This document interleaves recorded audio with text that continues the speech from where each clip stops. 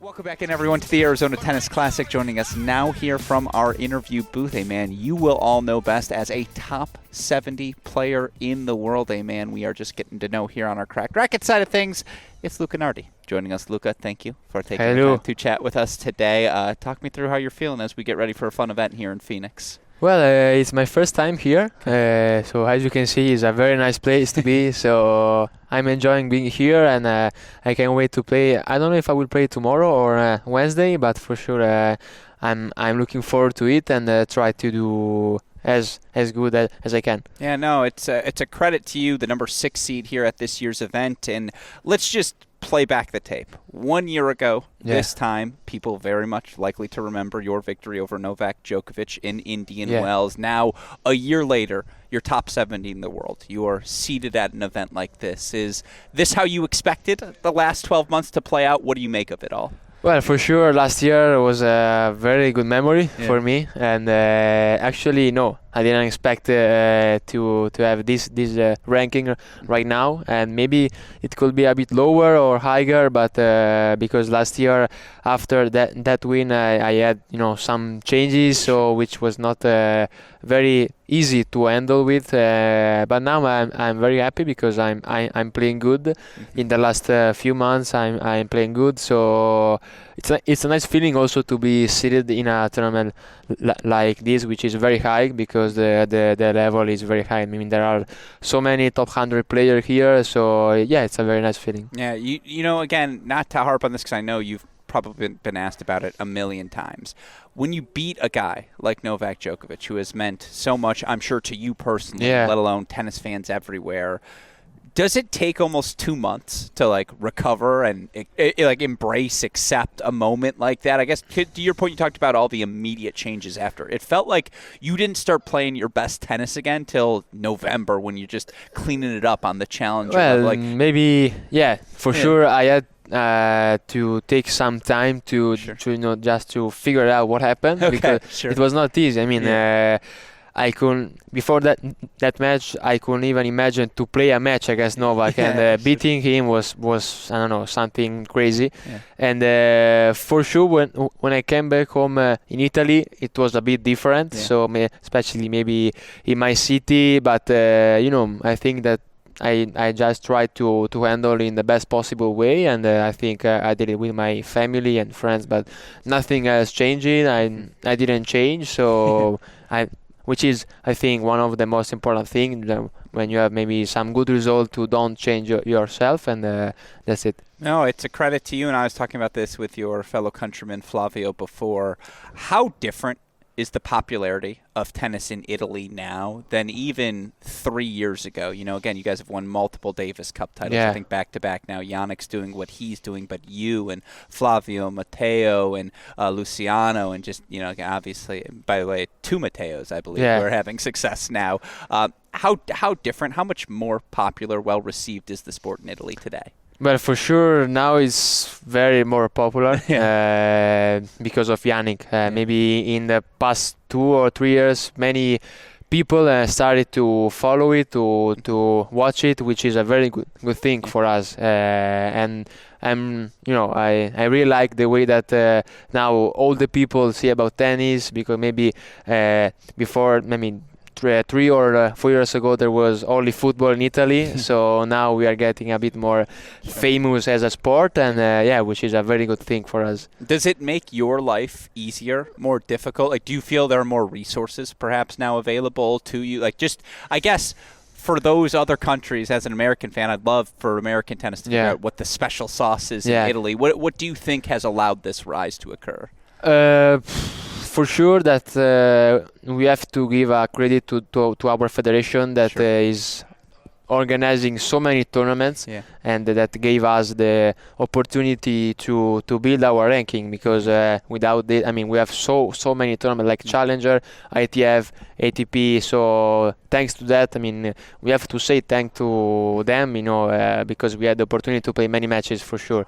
And now, when you say I'm a tennis player, it's a bit different than before. So for sure, it is helpful that we have a guy like Yannick that is doing as you said, what he's doing, and that he's helping the sport as tennis. No, you talk about all the tournaments available. I couldn't get into Parma 1, 2, 3, or 4, but Parma 6, 7. That's my go. No, I'm just just messing with you a little bit here, but no, I mean, again, the level for you in particular, I feel like you were a top junior, and the ball striking has always been there, but it does feel like physically, just the movement's a little more fluid these last 6 months, that you're getting to that extra ball. Am I on to something there? Do you think that's been the biggest jump for you these last 6 months? What do you think has allowed you that I'm a bit more just a better physically? Mover? Yeah.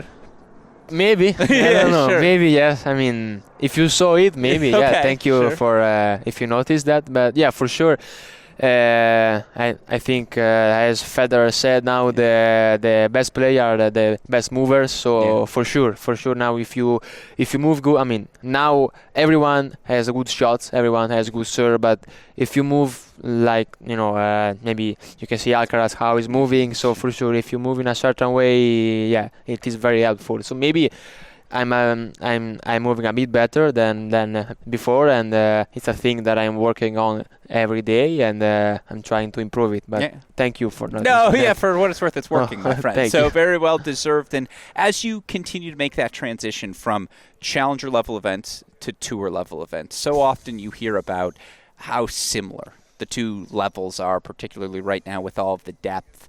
Do you feel that way as well? Like when you versus two, are there things you're trying to work on? And I mean, there's always things you're trying to work on. Do you feel a difference in the level, different things you have to do tactically? Maybe in between a top 50 guy or a top 150 in a term of tennis level, like hitting the ball and striking the ball, there is not too many difference. But for me, the huge difference that there is the constancy that those guys have as in a match and during the season. I mean, if you're not focused just in one game with a top 50 player or top 30 player, they go away, and you never go back. So instead, with a guy that has a ranking a bit lower, you can have some other chances. So that's for sure. Yeah, the mental part is a huge difference for me. No, I always say it's really hard for me to watch men's tennis in person because someone asks me what's going on here. I don't know. He made a few more first serves. You guys are all so impressive, and so it's a credit to you guys. For a fan who hasn't had the chance to watch you play, what should they be looking for so that they can say, oh, Luca's playing his best tennis today? Like, what are the things that when you're playing your best, you think jumps out to those tuning in? It depends because tennis can be boring. Sure. If there is no rally, just serve and miss return, it can be boring, and I don't like to play in a way which is boring, because I like to have fun on a court, and to hit maybe some strange shots going to the net. So I'm trying to be an all court player. So if a fan or whatever watch me and has to tell Luca is playing good, maybe when I'm going to the net. Okay. If I'm going often to the net, he can play that I'm playing good. When the third drop shot in one service game lands, that's how they know you're feeling exactly. it. You're like, oh, he's finding all the angles here exactly. today. No, it's a credit to you. Is there something of particular right now you are focused on improving as you continue? The serve, for sure. I'm working on my serve, which is, on my opinion, one of, or if the most important shot in our sport, because it's the first shot that starts the point, and you can build your point with that, and so for sure the serve. I like that. The last two for you, random ones here. Is there an opponent you haven't had the opportunity to play yet in your career that you would really like to match up against? Yannick, for sure. I'm sure you've said it in practice, right? In practice, many times. We had practice many times, but never had the opportunity to play against him. Even when we were child, never. He's a bit older than me, but no, he never. But that's the one, you're number one on the list. Yeah, I like it. Sure, if you don't mind me asking, what do you think? Just to understand what the level is, not because I have something against him. Of course, no, we are good friends. But when you see it, because again, watching in person, you guys all have massive forehands, massive backhands. Yeah. Like in person, it's something else. What makes Yannick that much more different than the rest of us? That he's harder, for sure. He's harder than anyone else. Maybe Carlos, he's on the forehand, he's harder. But Yannick has, the how do you say, the average of his shots. The rally ball. Yeah, exactly. It's so high, and he the way that he don't miss. That's it. He doesn't miss, and he moves so good. And whenever he's like stretching the ball, he hits so hard. Even if 3 meters out of the court, he hits so hard with the forehand. So he doesn't miss, and he hits so hard. So that's for sure one of the main reasons. No, it's a credit. Yeah, it's like when he's on the stretch too, it can be full slide, and it doesn't matter, and it's still just the pace he's trying to do. He's so good. It's crazy. I also have a theory, just again, since I'm talking to you, talk to Flavio as well. I think Matteo Arnaldi, your fellow countryman, he does not get discussed enough. He might be the most athletic guy on the ATP tour. He likes to slide a lot. Yeah, he's so quick. It's just I feel like all you guys. He's so good. Yeah, athletic. He's for sure. He's very good. Yeah, which gets so elastic, by the way. Yeah, exactly. Which gets to what's going on in Parma. What do I have to do to get over there and get that sort of flexibility, that fluidity? Because it's a credit to you guys have been that impressive. Big picture here, 2025 to end 2024 the way you did. Yeah. To have this runway from a rankings perspective, to make a big push. What are your goals here for this season? What do you hope to accomplish? For sure, in this season, I don't have any goals about ranking because it can happen. Whatever, it can happen. So, but for sure, my main goal is to try to be healthy.